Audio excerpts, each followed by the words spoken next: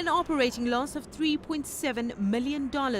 It's a slight improvement, though, from last year's heavy loss.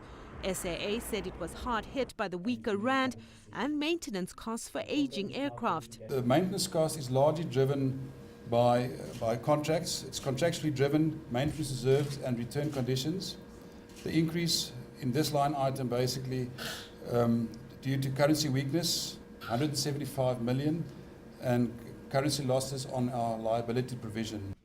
And despite the massive drop in oil prices being good news for many, SAA said it hedged most of its fuel requirements and is yet to see any benefit.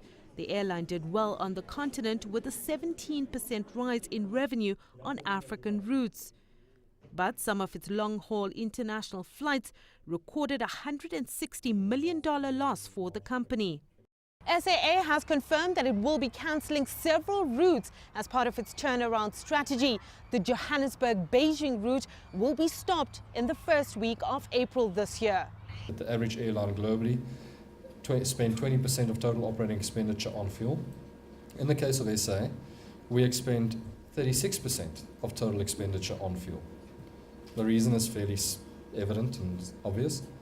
One, South Africa is geographically more removed from the rest of the world than the average country. So we use more fuel just because we have to fly further. Secondly, our average aircraft type is older than some of our main competitors. SAA was moved to the National Treasury in December last year as part of government strategy to turn around the cash-strapped airline.